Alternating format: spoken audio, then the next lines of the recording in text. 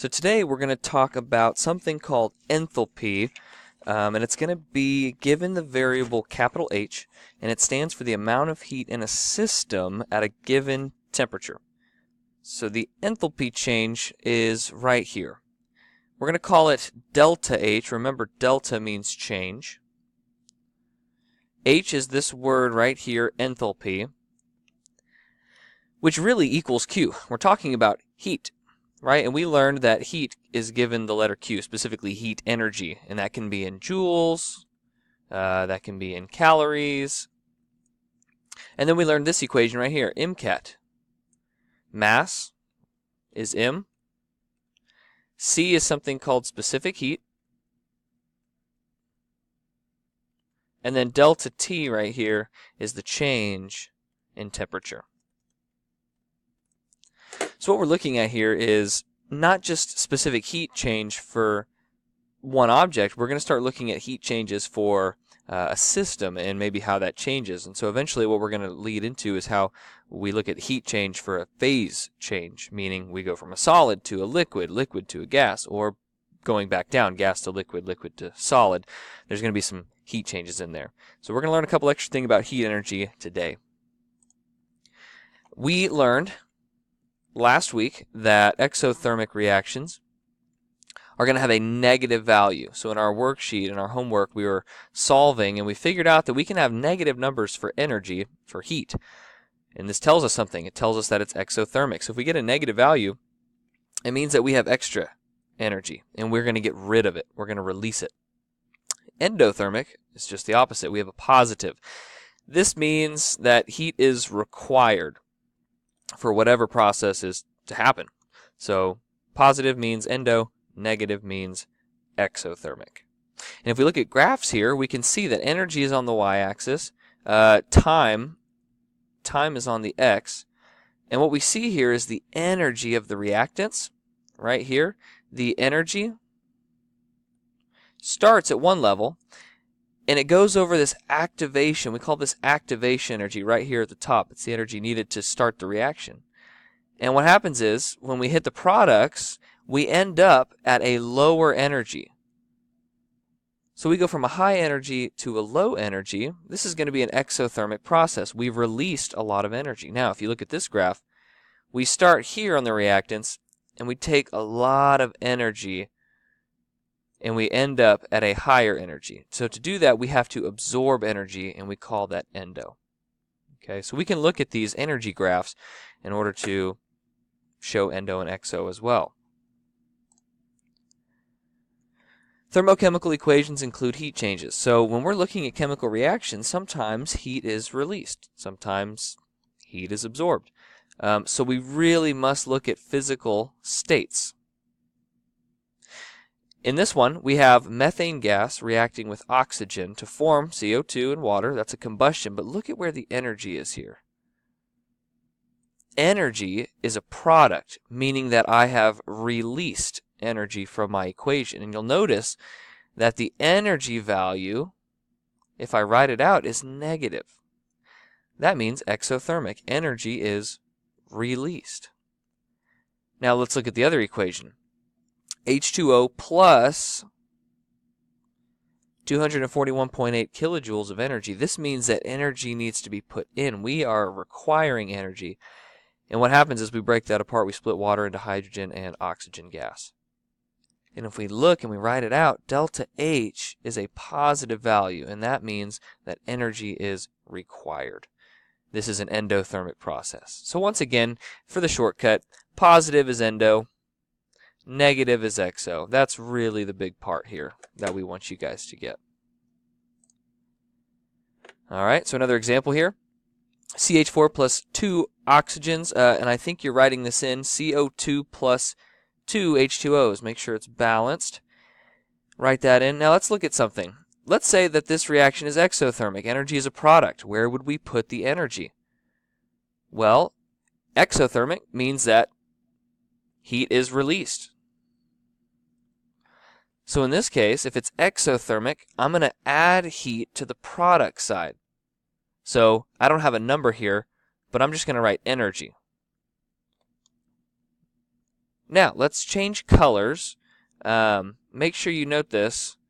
But if it's endothermic, energy is a reactant. So somewhere in here, if it was endo, you would show me that energy has to be added to the reactant side.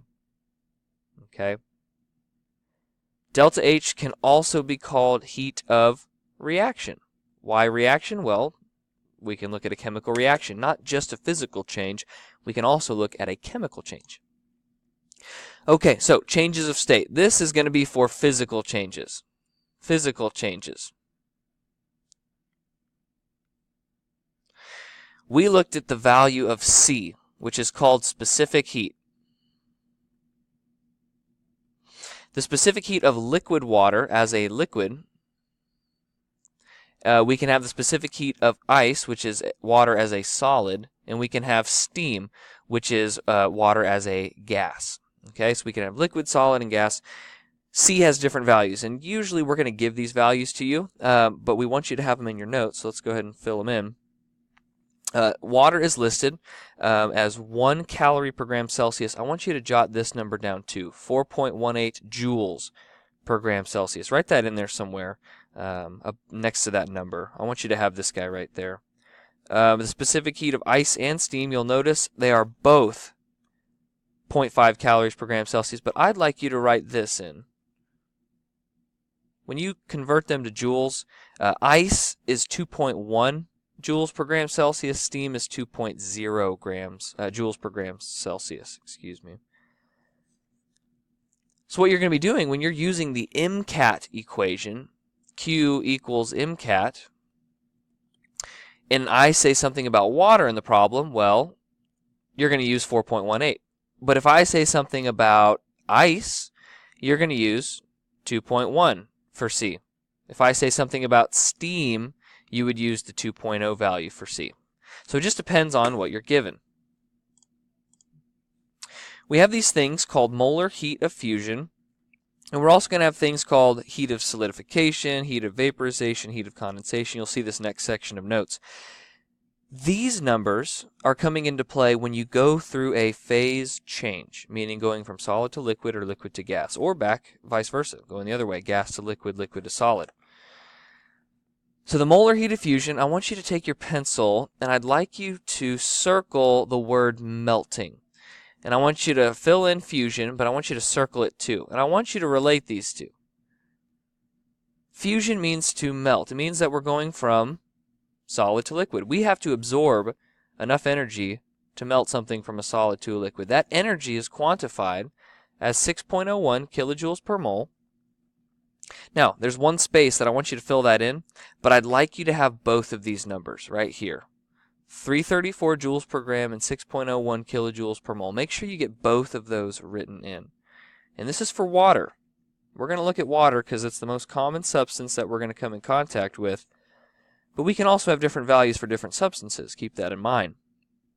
You'll see an equation down there, Q equals M times HF. We're going to come back to that, so just hang tight. But it's going to be an equation that we're going to use for phase changes. So just hang tight there.